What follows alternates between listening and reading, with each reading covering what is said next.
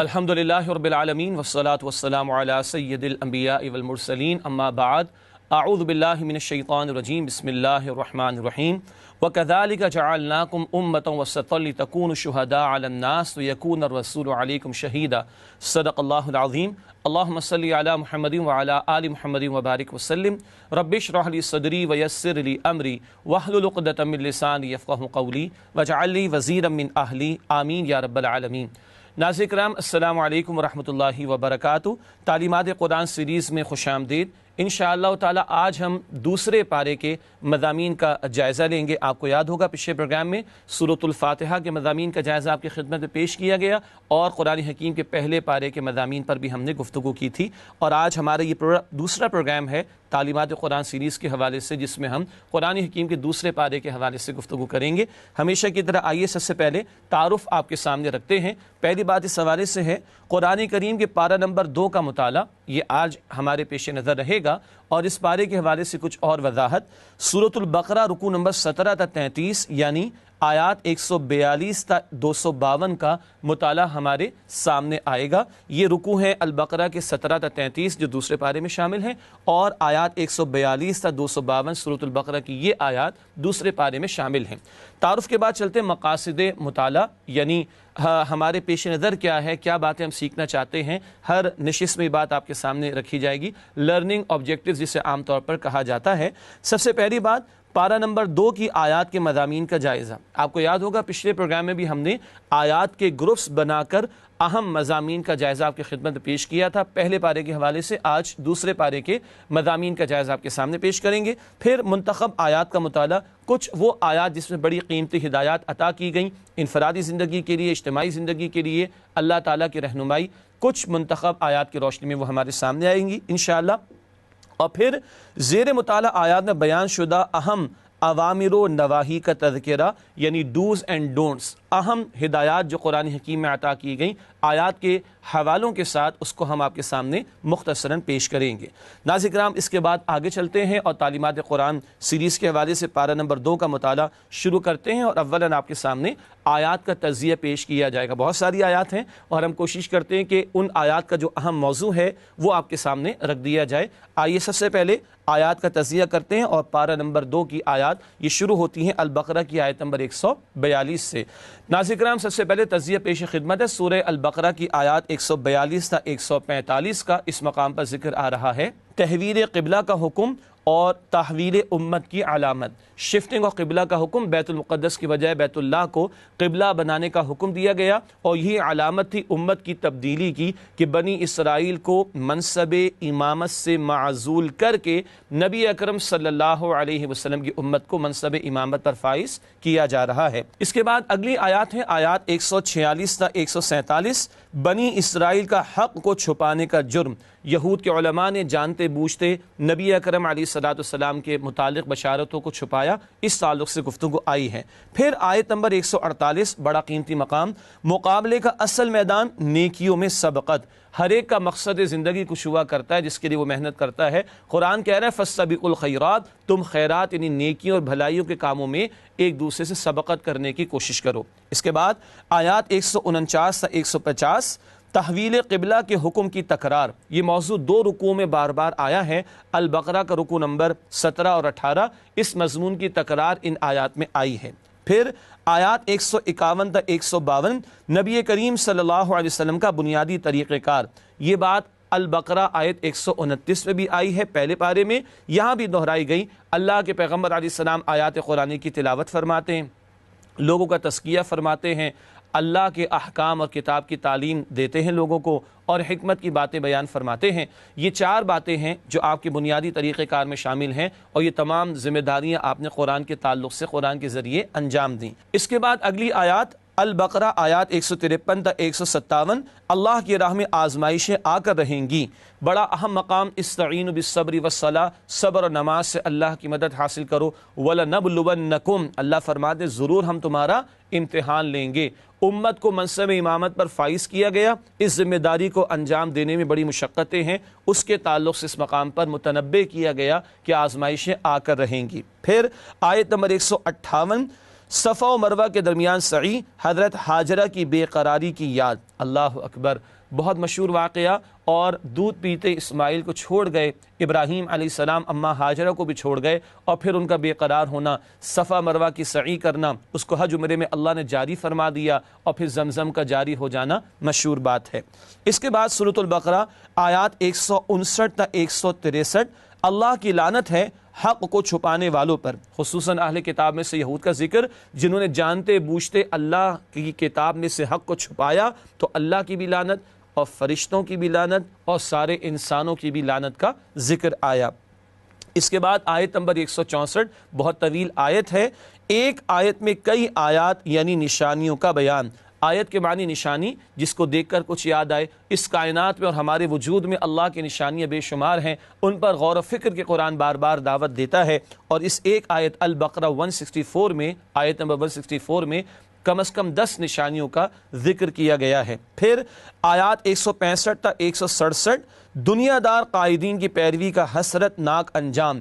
کل یہ معاملہ ہوگا کہ جنہوں نے آنکھیں بند کر کے دنیا پرست قائدین کی پیروی کی ہوگی، وہ بیچارے حسرت کر رہے ہوں گے، مگر کل کی حسرت کا کوئی فائدہ نہ ہوگا۔ یہ مضمون کم از کم 6 مرتبہ قرآن حکیم میں بیان کیا گیا ہے۔ پھر آیات 168 تا 173، رزق حلال کھانے کی تلقین، حلال بھی کھایا جائے اور طیب بھی کھایا جائے، اس کی بھی تشریح انشاءاللہ آگے آپ کے سامنے بیان کی جائے گی۔ پھر آیات 174 تا 176، علماء سو پر اللہ کا غضب، وہ علماء خصوصاً بنی اسرائیل کے علماء سو، برے علماء کہ جنہوں نے اللہ کی کتاب کی آیات کو دنیا کے چند ٹکوں کے خاطر فروغ کر ڈالا، ایسوں پر اللہ کی لعنت اور اللہ کے غضب کا ذکر، اللہ ان سے کلام بھی نہیں فرمائے گا، یہ تفسیر بیان کی گئی۔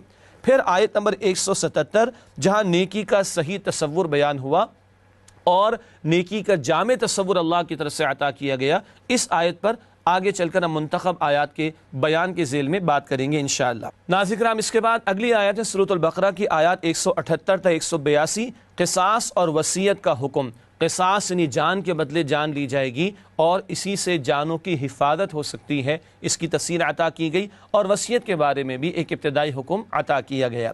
پھر آیات 183 تا 184، روزے کا ابتدائی حکم، اولین دور میں ایک سہولت دی گئی تھی، اس کا تفصیلاً ذکر کیا گیا، اور روزے کا مقصد بھی بیان کیا گیا، لعلکم تتقون، تاکہ تم میں تقوی پیدا ہو۔ پھر آیت نمبر 185، رمضان مبارک کے روزوں کی فرضیت، کہ شہر رمضان الذی انزل فیہ القرآن، رمضان کا مہینہ وہ جس میں قرآن نازل کیا گیا، اور آگے چل کے فرمایا کہ فمن شہد منکم الشہر فلیصم، تم میں سے جو کوئی اس ماہ مبارک کو پائے اس پر لازم ہے کہ اس کے روزے رکھے۔ پھر آیت نمبر 186، اللہ تعالیٰ ہر دعا کا جواب دیتا ہے، اللہ قریب ہے، جب پکارو وہ تمہاری پکار کو سنتا ہے، بتایا گیا ہے۔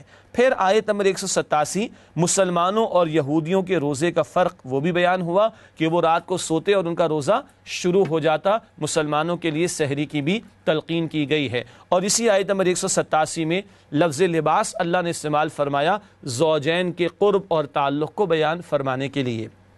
پھر البقرہ کی آیت نمبر 188، زندگی بھر کے روزے کا حکم، اور وہ ہے حرام سے اپنے آپ کو بچانا۔ جیسے روزے کی حالت میں حلال چیزوں کو چھوڑ دیا جاتا ہے، تو پوری زندگی کا روزہ کیا ہے؟ حرام سے اپنے آپ کو بچانا، اللہ کی منع کردہ باتوں سے اپنے آپ کو بچانے کی کوشش کرنا۔ پھر آیت نمبر 189، نیکی کا خود ساختہ رسومات سے تعلق نہیں۔ عربوں میں کچھ بگاڑ پیدا ہو گیا تھا، قریش میں کچھ بدعات آ گئی تھی حج کے حوالے سے، اور من چاہی باتوں کو وہ عبادت کے طور پر اختیار کرتے، ایسی ایک ان کی بری رسم کی نفی کی گئی ہے اس مقام پر۔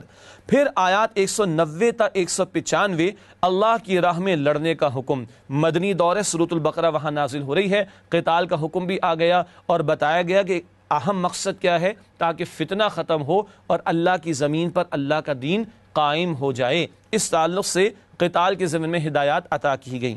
پھر آیات 196 تا 203، حج اور عمرے کے لیے احکامات، یہ بھی بتایا گیا کہ حج اور عمرہ ادا کرو تو اللہ کی رضا کے لیے۔ پھر حج سے متعلق کچھ احکامات کا ذکر آیا، کہیں تم پھنس جاؤ، کہیں گھیر لیے جاؤ تو اس میں کیا کیا جائے گا، احرام کھول دیا جائے گا، اس کی تفصیلات بیان کی گئیں۔ پھر حج تمتع کے حوالے سے بھی ذکر کیا گیا کہ عمرے اور حج کو تم ملا لیتے ہو تو قربانی اللہ کی راہ میں تمہیں پیش کرنا ہوگی، اور بھی مسائل یہاں پر بیان کیے گئے۔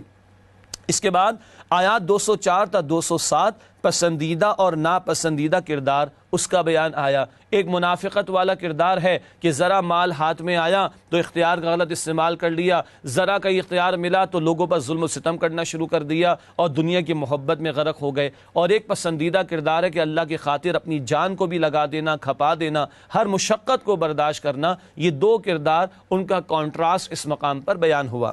پھر البقرہ کی آیت نمبر 208 تا 210 پورے کے پورے اسلام پر عمل کرو، اس کا تقاضا آیا۔ اس آیت پر بعد میں بھی ہم بات کریں گے، اور بتایا گیا کہ اللہ کا واضح تقاضا تو آ گیا، پورے اسلام پر عمل کرو، پھر بھی تم نہیں مانتے تو پھر اللہ کا عذاب اس سے ڈرایا گیا ہے۔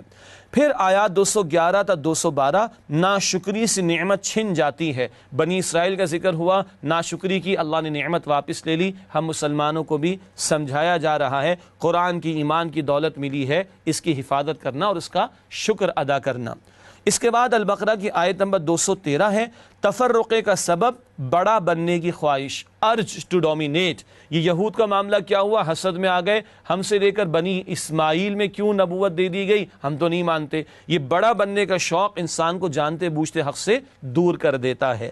اس کے بعد آیت نمبر 214 جنت مشکلات سے گھیر دی گئی ہے، بہت ہی ہلا دینے والا مقام ہے قرآن حکیم کا۔ جنت چاہتے ہو تو جان تک کا نذرانہ پیش کرنا پڑے گا، بڑے مصائب تم پر آئیں گے۔ اس آیت پر بعد میں انشاءاللہ ہم گفتگو کریں گے۔ پھر آیت نمبر 215 انفاق کن کے لیے، کن کن لوگوں پر مال خرچ کیا جائے گا، والدین بھی ہیں، رشتہ دار بھی ہیں، تفصیل بتائی گئی۔ اس کے بعد اگلی آیت ہے سورۃ البقرہ آیت نمبر 216 جنگ کی فرضیت کا حکم۔ قرآن نے حکم دیا ہے کتب علیکم القتال، تم پر جنگ کرنا فرض کیا گیا ہے، البتہ اس کی اپنی شرائط اپنے مقام پر بیان کی جاتی ہیں۔ اس کے بعد اگلی آیت ہے سورۃ البقرہ آیت نمبر 217 حرمت والے مہینے میں جنگ کا حکم۔ حرمت والے 4 مہینے معروف ہیں، اس میں ویسے تو جنگ کرنا منع ہے، لیکن بتایا گیا کہ اگر مشرکین کرے تو تم بھی ان کا جواب دے کر جنگ کر سکتے ہو۔ پھر آیت نمبر 218 اللہ کی رحمت کن کے لیے ہے، اس کا مستحق بننا ہوگا، اللہ کی راہ میں ہجرت بھی، اللہ کی راہ میں جہاد بھی، یہ کر کے تم اللہ کی رحمت کے مستحق بن سکتے ہو، بتایا گیا۔ اس کے بعد آیات 219 تا 220 شراب، جوے اور یتیموں کے بارے میں سوالات کے جوابات۔ شراب اور جوے کے بارے میں یہ اولین آیات ہیں جو عطا ہوئیں، جہاں بتایا گیا کہ ان میں گناہ کا پہلو زیادہ ہے، نفع کا پہلو کم ہے۔ باز آ جاؤ، حتمی احکامات بعد میں عطا ہوئے سورہ نساء میں اور پھر سورۃ المائدہ میں۔ یتیموں کے بارے میں سوال آیا تو بتایا گیا وہ تمہارے بھائی ہیں، اپنے ساتھ ان کے مالوں کو ملا بھی لو تو کوئی حرج کی بات نہیں، لیکن اصلاح کا معاملہ کرنا، فساد نہ کرنا۔ اس کے بعد ایک طویل سلسلہ کلام ہے سورۃ البقرہ آیات 221 تا 242۔ یہ 4 رکوع ہیں، رکوع نمبر 28، 29، 30، 31، جہاں اللہ سبحانہ و تعالیٰ نے خاندانی زندگی کے حوالے سے رہنمائی عطا فرمائی۔ اس کے ذیل میں نکاح کے تعلق سے کچھ ہدایات، مشرکین سے نکاح کی ممانعات کا بیان ہے، حیض کے حوالے سے حکم عطا کیا گیا، طلاق کی کچھ تفصیلات عطا کی گئیں، 2 کی حد تک 3 کا معاملہ تفصیل بتائی گئی ہے، خلا کا ذکر ہوا، مہر کی ادائیگی پر زور دیا گیا، رضاعت کے مسائل کا ذکر ہوا، بچے کو دودھ پلائے جانے پر زور دیا گیا۔ یہ خاندانی زندگی سے متعلق ہدایات اس مقام پر عطا ہوئیں۔ پروگرام کے آخر میں جب اوامر و نواہی پر بات کریں گے تو ان آیات میں سے کچھ کا لسٹنگ کے تحت آپ کے سامنے ذکر کیا جائے گا کہ کیا کرنے کے کام عطا کیے گئے اور کن کاموں سے روکا گیا۔ اور اس دوسرے پارے کے آخر میں، بالکل آخر میں آیات 243 سے 252 اللہ کی مدد کا ایمان افروز واقعہ، طالوت کی فتح کا بیان، بنی اسرائیل کی تاریخ کا واقعہ، اور جناب طالوت اللہ والے تھے، ان کو بادشاہت بھی عطا ہوئی، اور جالوت کے لشکر پر اللہ نے ان کے لشکر کو فتح عطا فرمائی۔ اس واقعے کو تفصیل سے بیان کیا گیا، اور وہاں ایک اہم ہدایت آئی کہ بارہا ایک چھوٹی جماعت اللہ کے حکم سے ایک بڑی جماعت پر غالب آ گئی۔ اس آیت پر آگے چل کر ہم بات بھی کریں گے انشاءاللہ تعالی۔ ناظرین کرام، یہ تو سورۃ البقرہ کی وہ آیات کے جو دوسرے پارے میں واقع ہوئی ہیں، ان کو آیات کے اعتبار سے اور موضوعات کے اعتبار سے ہم نے سمجھا ہے۔ یقیناً تفصیل نہیں بیان کی جا رہی، مقصود یہ کہ ایک اوور ویو پورے پارے کے مضامین کا ہمارے سامنے آ جائے، وہ آپ کے سامنے رکھا گیا۔ اب اگلا حصہ گفتگو کا وہ ہے منتخب آیات کا مطالعہ۔ ہر نشست میں، ہر پارے میں سے ہم چند آیات کا انتخاب کریں گے جن میں عملی ہدایات اور رہنمائی ہمارے سامنے آتی ہے، اور ان آیات کا ترجمہ اور مختصر سی وضاحت بھی آپ کے سامنے رکھیں گے۔ نسألك يا من هو الله الذي یہ جتنا بھی شیخ صاحب شیخ شجاع جو ہے وہ آپ کو بھی قرآن سمجھانے کی کوشش کر رہے تھے، ظاہر ہے استاد سمجھانے ہی کی کوشش کرتے ہیں، لیکن اس میں ذرا غور کیجیے گا کہ اس میں جو پیس آف سپیچ ہے وہ کتنی زیادہ امپورٹنٹ ہے کہ زیادہ سے زیادہ سبجیکٹس کو کرا جا سکے۔ اس لیے جو عام طور پہ مدارس کے اندر بچے پڑھتے ہیں وہ قرآن کی جو یہ خلاصہ قرآن ہے یا تفسیر قرآن ہے، اس میں 8 سے 11 سال لگتے ہیں۔ 8 سے 11 سال کو 30 دن کے اندر کمپوز کرنا یہ اساتذہ کا ہی کام ہوتا ہے۔ لیکن ایک بہت بڑا جو فرق ہے میرے خیال میں سمجھانے کا شیخ صاحب کے اور باقی بہت سے اور استادوں کے جو کہ مجھے ان سے پڑھنے کا تجربہ اور شرف بھی حاصل ہوا ہے، شیخ صاحب جو ہیں وہ موضوع میں سے بھی ایک موضوع بنا کر نکالتے ہیں۔ مثال کے طور پہ جب یہ ذکر ہوتا ہے کہ قبلہ جو ہے اس کو تبدیل کیا گیا، تو قبلہ خانہ کعبہ نہیں تھا پہلے، وہ بیت المقدس تھا، اور رسول پاک صلی اللہ علیہ وسلم وہاں صحابہ کے ساتھ نماز ادا کر رہے تھے۔ پورا واقعہ جو ہے یہ پس منظر کے اندر اویلیبل ہے۔ تو آپ کا دل چاہ رہا تھا کہ قبلہ جو ہے وہ تبدیل ہو، آپ کی دعا تھی، آپ کی آس تھی، اور اللہ نے رسول پاک صلی اللہ علیہ وسلم سے کیا کہا محمد صلی اللہ علیہ وسلم، یہ جو آپ کی آنکھیں، جو آپ کا چہرہ آسمان کی طرف اٹھتا ہے اور جو آپ چاہتے ہیں، اللہ اس کو سمجھتا ہے اور اللہ اس چاہت کو پورا کرے گا۔ اب دیکھیے، غور کیجئے ذرا اس بات پہ کہ محمد صلی اللہ علیہ وسلم کے دل کی آرزو کو بھی اللہ جو ہے وہ پکڑ لیتا ہے، وہ سمجھتا ہے، وہ اس کی آرزو کو دعا کی طرح قبول کرتا ہے۔ یہ جو دلوں کی بات ہوتی ہے، اللہ اس کو پڑھ سکتا ہے۔ یہ بہت بڑی تبدیلی تھی کہ مسلمانوں کا ایک ایمان جو تھا اس کی تجدید ہوئی، یعنی کہ وہ ریکنسٹرکٹ ہوا۔ کس طرح سے کہ اللہ کے نبی نے دوران نماز اپنے رخ کو بدلا اور تمام صحاب نے اپنے رخ کو بدلا۔ یہ ایک سیکنڈ کے لیے ذرا غور کیجئے گا کہ کیا ایمان کا درجہ ہوگا ان صحاب کا جنہوں نے دوران نماز، میں کہتا ہوں یہ وہ یقین کامل ہے جس کو کہ ہم آج کے زمانے میں ذرا ہلکے پن میں اپنے نہ سمجھتے ہوئے تقوی کا مقام دے دیتے ہیں۔ اب اس میں اور بہت خوبصورت موضوع جس کے اوپر انشاءاللہ تعالیٰ آپ خود بھی تفسیر پڑھیں گے، وہ ہے کہ جو لوگ قرآن میں سے ان آیات کو چھپا لیتے ہیں جو کہ ان کی مسلک کے خلاف ہوتی ہیں۔ یہ بڑی اہم بات ہے جو کہ شیخ صاحب نے کہی۔ یہ روایتیں ہم سے پہلے بھی تھیں۔ بنی اسرائیل کے لوگ جو تھے، یہود جو تھے، وہ ان آیات کو جو کہ محمد صلی اللہ علیہ وسلم کی طرف اشارہ کرتی تھی کہ آنے والا شخص ایسا ہوگا، ان آیات کے اوپر انگلی رکھ دیتے تھے پڑھتے ہوئے، وہ چھپایا کرتے تھے ان باتوں کو۔ پھر وہ لوگ جو کہ روزے میں جب گئے تو وہ اپنے گھروں میں مباشرت کے لیے اللہ تعالیٰ نے منع فرما دیا کہ روزے کی حالت میں آپ نہیں کر سکتے، تو وہ اپنے گھروں میں چھپ کے جاتے تھے۔ اللہ نے اس بات سے منع کیا کہ دیکھو تم اپنے گھروں میں چھپ کے نہ جایا کرو، یہ حلال ہے اور یہ حرام ہے۔ لیکن ایک بہت خوبصورت جملہ جو استاد محترم شیخ صاحب نے پیش کیا وہ یہ تھا کہ ایک روزہ وہ ہے جو کہ آپ رکھتے ہیں، ایک روزہ وہ ہے جو کہ زندگی بھر کا ہے۔ آپ جو روزہ رکھتے ہیں اس میں حلال چیز جو ہے وہ بھی آپ کے اوپر روک دی گئی ہے، لیکن وہ صرف ایک مختصر وقت کے لیے۔ لیکن آپ کی زندگی کا روزہ یہ ہے کہ آپ ہر حلال اور حرام میں فرق کریں۔ پھر اس کے اندر خلا کے معاملات، پھر اس کے اندر طلاق کے معاملات، طلاق بھی چاہے ہو، لیکن حقوق زوجین جو ہیں، جو زوجہ کے یا زوجین کے جو حقوق ہیں وہ پھر بھی پورے کرنے۔ مثال کے طور پہ ان کا مہر جو ہے وہ اچھے خوبصورت طریقے سے دے کے ان کو رخصت کرنا ہے۔ پھر جو موضوع بہت اہم ہے وہ ہے جہاد۔ اب یہ جہاد اور قتال میں جو فرق ہے یہ بہت اہم ہے۔ جو لوگ اپنی زندگی میں قرآن کو پڑھتے ہیں اور مشکل سے پڑھتے ہیں، یہ خود جہاد ہے۔ لیکن ایک حدیث عرض کر دوں آپ کو، اللہ کہتے ہیں کہ روز قیامت جو ہے نا، نبی بھی فخر کریں گے، نبی فخر کریں گے۔ کن لوگوں پہ؟ شہداء بھی فخر کریں گے۔ کن لوگوں پہ؟ وہ لوگ کون ہوں گے جو کہ روشنیوں کے میناروں پہ بٹھائے گئے ہوں گے۔ وہ لوگ کون ہوں گے؟ جب واپس آئیں گے نا انشاءاللہ تعالیٰ استاد کے اس پورے لیکچر سے، پھر آپ سے عرض کروں گا کہ نبی کن لوگوں پہ فخر کریں گے۔ تھوڑا سا وقفہ لیتے ہیں۔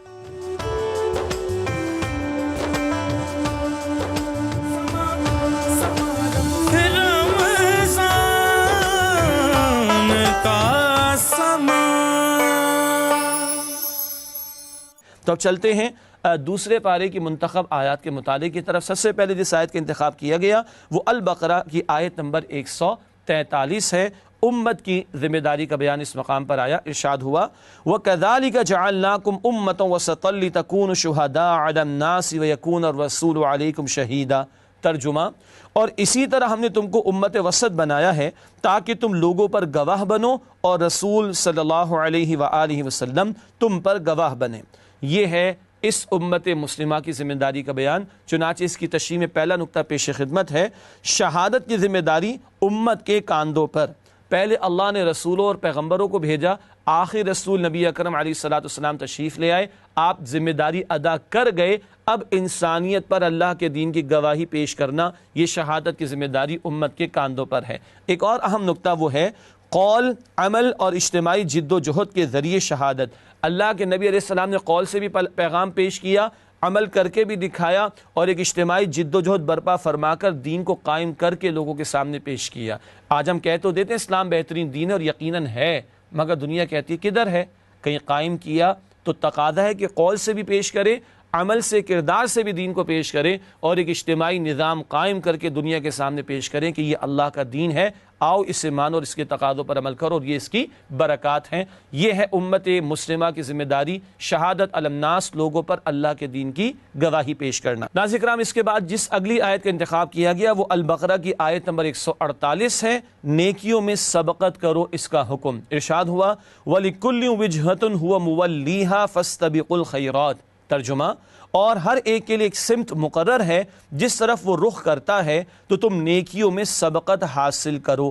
یہ آیت نمبر 148 کا ترجمہ آپ کے سامنے رکھا گیا۔ اس حوالے سے تشریح کا پہلا نقطہ، مقابلے کا اصل میدان نیکیوں میں سبقت۔ مال بھی لوگ جمع کر رہے ہیں، جائیدادیں بھی بنا رہے ہیں، مگر سب کو پتہ ہے سب ٹھاٹ پڑا رہ جائے گا جب لات چلے گا بنجارہ۔ 2 فٹ نیچے جاؤ گے، جائے گا جب جہاں سے کچھ بھی نہ ساتھ ہوگا۔ 2 گز کفن کا کپڑا تیرا لباس ہوگا۔ تو جب 2 فٹ نیچے چلے گئے تو جانے والی شے ایمان اور اعمال کی پونجی ہے، اس میں سبقت کرنے، کمپیٹ کرنے کا، آگے بڑھنے کا حکم دیا جا رہا ہے۔ مزید آگے لکھا ہے اصل جیت یا ہار آخرت میں ہے۔ سکندر گیا تھا دنیا سے تو کہہ گیا تھا کہ یاد رکھ سکندر کے حوصلے تو عالی تھے، جب گیا تھا دنیا سے دونوں ہاتھ خالی تھے۔ تو اصل تو وہاں کی جیت اور وہاں کی ہار ہے جس کی فکر کرنے کی قرآن ہمیں ترغیب دلا رہا ہے۔ اگلی آیت ہے البقرہ آیت نمبر 153، مشہور آیت۔ مشکلات میں کرنے کا کام، اللہ کے دین کی سربلندی کے لیے، شہادت کے فریضے کے لیے سمت کو چن لیا گیا، اس کام میں مشقتیں تو ہیں، اس کے تعلق سے ہدایت دی جا رہی ہے۔ ارشاد ہوا یا ایھا الذین آمنوا استعینوا بالصبر والصلاۃ ان اللہ مع الصابرین، ترجمہ، اے ایمان والو صبر اور نماز سے مدد لیا کرو، بے شک اللہ صبر کرنے والوں کے ساتھ ہے۔ مشہور آیت ہے۔ آئیے اس کی تشریح کے 2 نقطے سمجھتے ہیں۔ پہلی بات، اللہ کی مدد کے حصول کے ذرائع، اللہ کی توفیق کے بغیر تم اللہ کی عبادت بھی نہیں کر سکتے۔ یہی سورۃ الفاتحہ میں ہم نے پڑھا ایاک نعبد و ایاک نستعین، اے اللہ ہم تیری عبادت کرتے ہیں اور تجھ ہی سے مدد مانگتے ہیں۔ تو اللہ کی مدد کی ہمیں ضرورت ہے۔ یہ آیت نمبر 153 ہے۔ 143 میں ہم نے کیا پڑھا؟ شہادت کی ذمہ داری، فریضہ شہادت وہ ہمارے کاندھوں پر ذمہ داری ہے۔ اب اس کو ادا کرنے کے لیے اللہ کی مدد کی ضرورت ہے، اور اس کے 2 ذرائع کا ذکر آیا، صبر اور نماز۔ صبر ہے ڈٹے رہنا اور سارے مشکل حالات کو برداشت کرنا، اس پر بھی اللہ کی مدد آتی ہے، ان اللہ مع الصابرین۔ اور نماز اللہ کی یاد دہانی کا ذریعہ اور ہمارے عقائد اور ایمانیات کی یاد دہانی کا ذریعہ، اللہ کے ساتھ تعلق مضبوط کرنے کا ذریعہ۔ جب یہ دونوں سہارے ہمارے پاس ہوں گے تو اللہ کے دین کی ذمہ داری ادا کرنا وہ ہمارے لیے انشاءاللہ آسان ہوگا۔ اگلی آیت جس کا انتخاب کیا گیا یہ بھی مشہور آیت ہے قرآن کی، سورۃ البقرہ آیت نمبر 155۔ ارشاد ہوا اس مقام پر وَلَنَبْلُوَنَّكُمْ بِشَيْءٍ مِّنَ الْخَوْفِ وَالْجُوعِ وَنَقْصٍ مِّنَ الْأَمْوَالِ وَالْأَنفُسِ وَالثَّمَرَاتِ وَبَشِّرِ الصَّابِرِينَ، ترجمہ، اور ہم کسی قدر خوف اور بھوک اور مال اور جانوں اور پھلوں کے نقصان سے تمہاری آزمائش کریں گے تو صبر کرنے والوں کو اللہ کی خوشنودی کی بشارت سنا دیجئے۔ بہت ہی انقلابی آیت ہے۔ اللہ کی راہ میں مشقتیں تو آئیں گی، فقط پیر میں کانٹا چبھ جانے والی نہیں، فقط بخار آ جانے والی نہیں، فقط کاروبار کے نقصان والی نہیں۔ اللہ کے دین کی سربلندی کے لیے جب کھڑے ہوگے تو یہ سارے نقصانات کے لیے تمہیں تیار رہنا ہوگا۔ تشریح میں لکھا ہے دین پر عمل اور جد و جہد میں مشکلات لازم ہیں۔ اللہ کے پیغمبر کی زندگی سامنے رکھ لیجئے، اللہ کے راستے میں اللہ کے پیغمبر کو کتنا ستایا گیا، تو اب امتی بھی کھڑا ہوگا تو امتی کو ذہناً ان مشقتوں اور مشکلات اور آزمائشوں کے لیے تیار رہنا چاہیے۔ آگے لکھا ہے کہ مال و جان تک کی قربانیوں کا مطالبہ ہے۔ جان میں بھی نقصان ہو سکتا ہے، مال میں بھی نقصان ہو سکتا ہے، اس سب کچھ کے لیے تیار رہنا چاہیے۔ البتہ یہ سب کچھ لگا کر کھپا کر بھی بات کیا ہوگی، جان دی ہوئی اسی کی تھی، حق تو یہ ہے کہ حق ادا نہ ہو سکا۔ اگلی آیت جس کا انتخاب کیا گیا وہ البقرہ کی آیت نمبر 168 ہے، رزق حلال کھانے کی تلقین۔ ارشاد ہوا اس مقام پر، یا ایھا الناس کلوا مما فی الارض حلالا طیبا ولا تتبعوا خطوات الشیطان۔ ترجمہ، لوگوں جو چیزیں زمین میں حلال طیب ہیں وہ کھاؤ اور شیطان کے قدموں پر نہ چلو۔ اللہ کی طرف سے رزق حلال اور طیب کھانے کا تقاضا آ رہا ہے۔ تشریح کے والد سے پہلی بات، حلال اور طیب کھانے کا حکم۔ جو جانور مثال کے طور پر جس کا گوشت کھا رہے ہیں، جس کو ذبح کیا جا رہا ہے، وہ جانور تو حلال ہو، وہ طیب بھی ہونا چاہیے۔ اس سے کیا مراد ہے؟ آگے لکھا ہے ذریعہ آمدنی بھی حلال ہو۔ کھا تو رہے بکرے کا گوشت کھانا تو حلال ہے، لیکن کس پیسے سے حاصل کیا گیا، تو وہ آمدنی بھی حلال ہونی چاہیے۔ مزید آگے لکھا ہے شرکیہ روش سے پاک ہو۔ جانور بھی ذبح کیا جائے تو اللہ کا نام لے کر، اور جانور ذبح کیا جائے تو اللہ کے تقرب اور اللہ کی خوشنودی کے لیے، تو حلال اور طیب کھانے کا حکم دیا جا رہا ہے۔ اس کے بعد جو اگلی آیت ہے وہ ہے البقرہ آیت نمبر 177، نیکی کا صحیح تصور۔ بہت جامع آیت ہے قرآن حکیم کی۔ ارشاد ہوا، لیس البر ان تولوا وجوہکم قبل المشرق والمغرب ولکن البر من آمن باللہ والیوم الآخر والملائکۃ والکتاب والنبیین وآتى المال على حبہ ذوی القربى والیتامى والمساکین وابن السبیل والسائلین وفی الرقاب۔ یہ پہلا حصہ اس آیت کا، اس کا ترجمہ آپ کے سامنے رکھتے ہیں۔ نیکی یہی نہیں کہ تم مشرق یا مغرب کی طرف منہ کر لو، بلکہ نیکی یہ ہے کہ لوگ اللہ پر اور روز آخرت پر اور فرشتوں پر اور اللہ کی کتاب پر اور پیغمبروں پر ایمان لائیں، اور مال باوجود عزیز رکھنے کے رشتہ داروں اور یتیموں اور محتاجوں اور مسافروں اور مانگنے والوں کو دیں، اور گردنوں کے چھڑانے میں خرچ کریں۔ تفصیل طلب آیت ہے لیکن مختصراً چند باتیں۔ پہلی بات، نیکی کا جامع تصور۔ جب قبلے کی تبدیلی کا حکم آیا تو یہود نے اعتراض کیا، بھئی یہ تو قبلہ ان کا ٹھیک نہیں ہے، ذرا ظاہر میں معاملہ ادھر ادھر ہو جائے تو بات کا بتنگڑ بن جاتا ہے، حالانکہ تبدیلی کا حکم تو اللہ نے دیا تھا۔ بتایا جا رہا ہے ظاہر کے چند معاملات تک نیکی محدود نہیں، اس کا ایک جامع تصور ہے۔ اس میں اگلی بات، اللہ کی رضا، آخرت کی فلاح، رسول اللہ علیہ السلام کا طریقہ، یہ ایمانیات کا بیان ہے۔ جو نیکی کرو اللہ کی رضا کے لیے، اجر فقط آخرت میں مطلوب، و طریقہ اللہ کے رسول سے لیا جائے گا صلی اللہ علیہ وآلہ وسلم۔ ہر عمل نیکی نہیں، بلکہ وہ عمل جو سنت کے مطابق ہوگا، اللہ کی رضا کے لیے ہوگا، اور جس میں پیش نظر آخرت کا اجر ہو، وہی اللہ کے ہاں نیکی قرار پائے گا۔ ایمانیات کے بعد مال خرچ کرنے کا ذکر آیا، چنانچہ ہم نے لکھا ہے انسانی ہمدردی میں مال خرچ کرنا۔ ایمان کے بعد ایک مطلوب ترین شے نیکی کے بیان میں کیا ہے؟ مال کا خرچ کرنا، اور انسانی ہمدردی کے لیے، لوگوں کی بھلائی کے لیے، لوگوں کے فائدے کے لیے مال کا خرچ کرنا۔ آیت کا اگلا حصہ، وَأَقَامَ الصَّلَاةَ وَآتَى الزَّكَاةَ وَالْمُوفُونَ بِعَهْدِهِمْ إِذَا عَاهَدُوا وَالصَّابِرِينَ فِي الْبَأْسَاءِ وَالضَّرَّاءِ وَحِينَ الْبَأْسِ أُولَئِكَ الَّذِينَ صَدَقُوا وَأُولَئِكَ هُمُ الْمُتَّقُونَ۔ ترجمہ، اور نماز قائم کریں اور زکوٰۃ دیں، اور جب عہد کر لیں تو اس کو پورا کریں، اور سختی اور تکلیف میں اور جنگ کے وقت ثابت قدم رہیں۔ یہی لوگ ہیں جو ایمان میں سچے ہیں، اور یہی ہیں جو اللہ سے ڈرنے والے ہیں۔ اس آیت کے اس حصے میں چند باتیں اور آئیں۔ پہلا نقطہ، نماز اور زکوٰۃ کا اہتمام۔ عبادات کا بھی اہتمام کریں گے نیک لوگ، صرف سوشل ویلفیئر نہیں، اللہ کے ساتھ بھی معاملے کو ٹھیک رکھیں گے۔ نماز ایمان کو تازہ کرے گی، ایمان نیکی کی طرف لائے گا۔ زکوٰۃ یاد دہانی ہے سالانہ مال خرچ کرنے کی، وہ انسانی ہمدردی کے لیے مال خرچ کرنے کا ذکر بھی آیا تھا، وہ جذبہ زکوٰۃ کی ادائیگی سے تازہ رہے گا۔ پھر ایفاء عہد، معاملات انسانی وعدے سے جڑے ہوتے ہیں، اور نیک آدمی وہ ہے اللہ کی نگاہوں میں جو وعدے کو پورا کرنے والا ہو۔ ہم کہتے ہیں وہ وعدے کیا جو وفا ہو جائے، اور اللہ کہتے ہیں نیک وہ ہے جو وعدے کو پورا کرنے والا ہو۔ اور آخر میں آیا صبر اور حق و باطل کے معرکے میں استقامت۔ صبر مشکلات میں بھی، لیکن جنگ کے موقع پر بھی۔ کیوں؟ اللہ کے نیک بندے کی جنگ اللہ کے کلمے کی سربلندی کے لیے ہوگی۔ یہ ہے تصور کہ یہ سچے ہیں جو یہ کام کرنے والے ہوں، اور یہی متقی ہیں۔ ناظرین کرام، ایک وقفہ لینا چاہیں گے اور آپ سے ملاقات کرتے ہیں اس وقفے کے بعد، اور مزید منتخب آیات کا مطالعہ اس کے بعد آپ کے سامنے پیش کریں گے انشاءاللہ۔ السلام علیکم ورحمۃ اللہ وبرکاتہ۔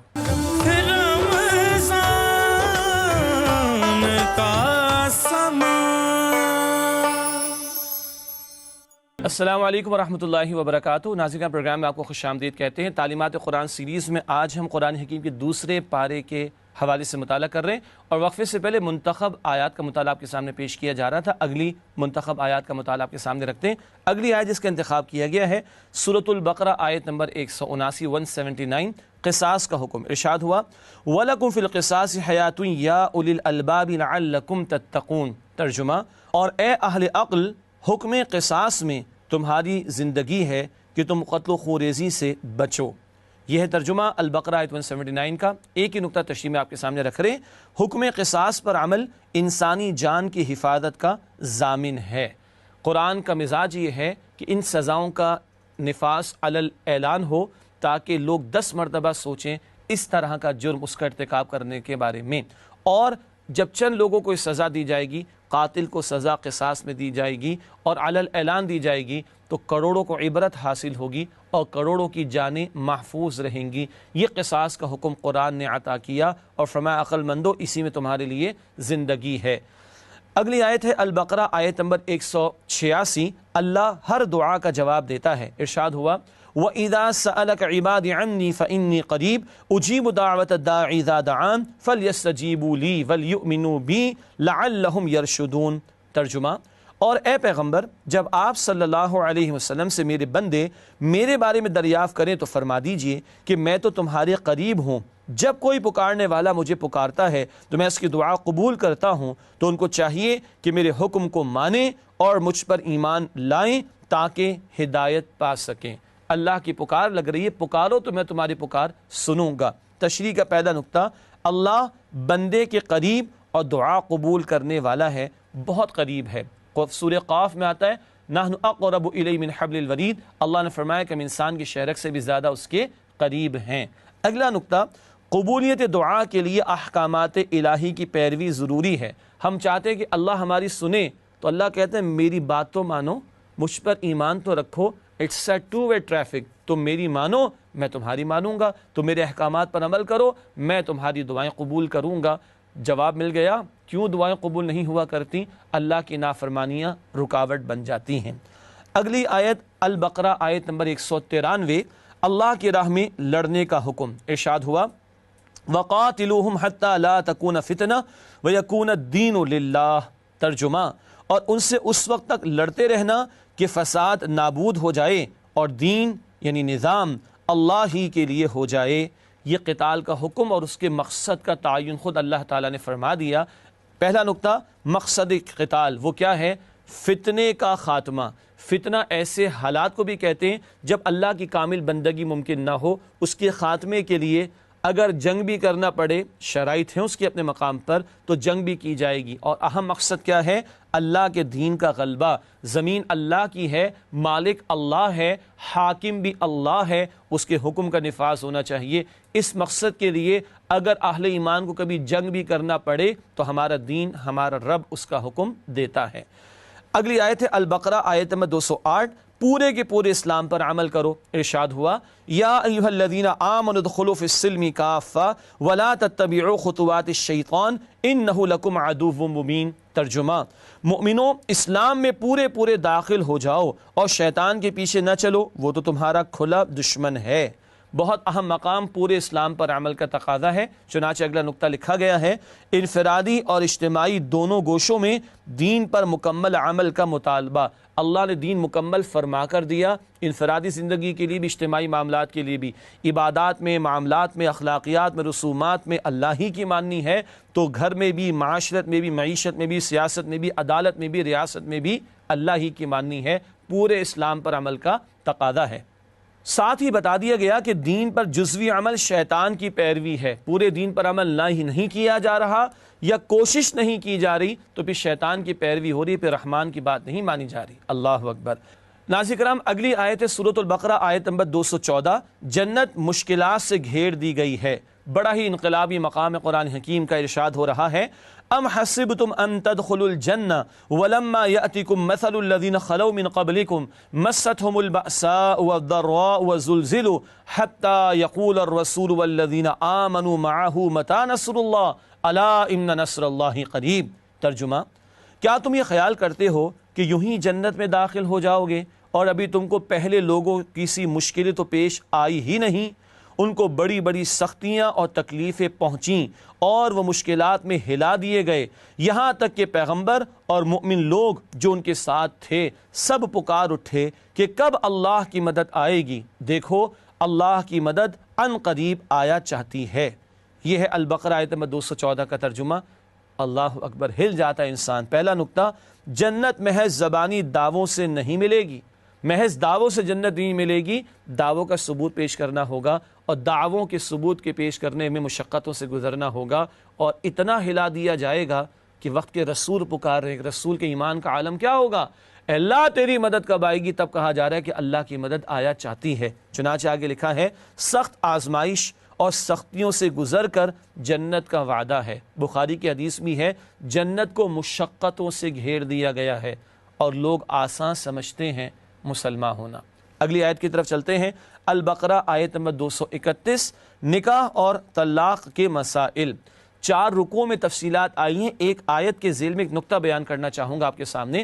البقرہ آیت نمبر 231 میں ارشاد ہوا وَإِذَا طَلَّقْتُمُ النِّسَاءَ فَبَلَغْنَ أَجَلَهُنَّ فَأَمْسِكُوهُنَّ بِمَعْرُوفٍ أَوْ سَرِّحُوهُنَّ بِمَعْرُوفٍ وَلَا تُمْسِكُوهُنَّ ضِرَارًا لِتَعْتَدُوا وَمَنْ يَفْعَلْ ذَلِكَ فَقَدْ ظَلَمَ نَفْسَهُ وَلَا تَتَّخِذُوا آيَاتِ اللَّهِ هُزُوًا۔ ترجمہ، اور جب تم عورتوں کو 2 دفعہ طلاق دے چکو اور ان کی عدت پوری ہو جائے تو انہیں یا تو حسن سلوک سے نکاح میں رکھو یا عمدہ طریقے سے رخصت کر دو، اور اس نیت سے ان کو نکاح میں نہ رہنے دینا چاہیے کہ انہیں تکلیف دو اور ان پر زیادتی کرو، اور جو ایسا کرے گا وہ اپنا ہی نقصان کرے گا، اور اللہ کے احکام کو ہنسی اور کھیل نہ بناؤ۔ یہ البقرہ آیت نمبر 231 کا ترجمہ ہے۔ طلاق جیسے حساس موضوع پر تفصیلی رہنمائی اللہ نے عطا فرمائی ہے۔ پہلا نقطہ پیش کرنا چاہوں گا تشریح کا، طلاق جیسے ناخوشگوار معاملے میں بھی خوبصورت ہدایات۔ اللہ اکبر، 2 طلاق کی حد تک تو رجوع کا امکان ہوتا ہے، اور اگر 3 طلاق ہی کسی نے دے دی تو معاملہ ختم ہو جاتا ہے، لیکن قرآن کہہ رہا ہے عمدگی کے ساتھ فارغ کرو۔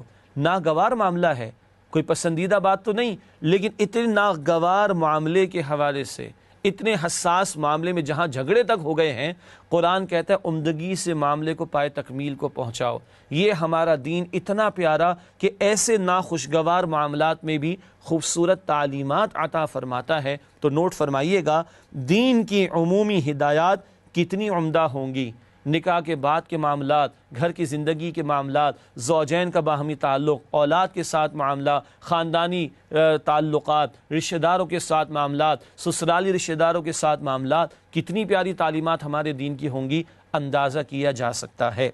مزید فرمایا یہ اللہ کی آیات، ان کے ساتھ کھیل تماشا نہ کرو۔ اللہ نے احکامات دیے، ان کی پاسداری اگر لوگ نہیں کر رہے تو گویا وہ اللہ کے غضب کو دعوت دے رہے ہیں۔ اگلی اور آخری آیت جس کا انتخاب کیا گیا ہے وہ ہے البقرہ آیت نمبر 249 to 49، اللہ کی مدد کا ایمان افروز واقعہ۔ ارشاد ہوا قال الذين يظنون انهم ملاقو الله كم من فئة قليلة غلبت فئة كثيرة بإذن الله والله مع الصابرين۔ ترجمہ، جو لوگ یقین رکھتے تھے کہ ان کو اللہ کے حضور حاضر ہونا ہے، وہ کہنے لگے کہ بسا اوقات تھوڑی سی جماعت نے اللہ کے حکم سے بڑی جماعت پر فتح حاصل کی ہے، اور اللہ صبر کرنے والوں کے ساتھ ہے۔ یہ جناب طالوت کے لشکر کا واقعہ، کم تعداد والوں کو اللہ نے جالوت کے بہت بڑے لشکر پر فتح عطا فرمائی، اور یہ واقعہ سنا کر مسلمانوں کو بدر کے لیے تیار کرایا جا رہا ہے کہ البقرہ بدر سے قبل اور ہجرت کے بعد نازل ہوئی ہے۔ پہلا نقطہ تشریح کا، اہل ایمان کا بھروسہ مقدار، سامان، اسباب پر نہیں ہوتا بلکہ مسبب الاسباب پر ہوتا ہے۔ چنانچہ آگے لکھا ہے فیصلہ کن شے مسبب الاسباب پر توکل ہے، اللہ پر توکل۔ تو اللہ کے حکم اور اذن سے ایک چھوٹی جماعت بڑی جماعت پر بارہا غالب آ گئی، اور بدر میں بھی ایسا ہوا کہ 313 جو اللہ والے تھے، ڈیسائیڈنگ فیکٹر کیا ہے؟ اللہ ان کے ساتھ ہے، تو ان 313 کو اللہ نے 1000 کے تیاری کے ساتھ آنے والے لشکر کے مقابلے میں فتح عطا فرمائی۔ ہمارے لیے فوڈ فار تھاٹ یہ ہے، اللہ پر اعتبار ہے یا مخلوق پر ہی ہم تکیہ کیے بیٹھے رہتے ہیں؟ ناظرین کرام، الحمدللہ چند منتخب آیات کا ترجمہ اور ان کا بیان آپ کے سامنے رکھا گیا۔ ناظرین کرام، اگلے پروگرام میں انشاءاللہ 30 پارے کا مطالعہ آپ کی خدمت میں پیش کریں گے۔ تب تک کے لیے اجازت، وآخر دعوانا ان الحمدللہ رب العالمین، والسلام علیکم ورحمۃ اللہ وبرکاتہ۔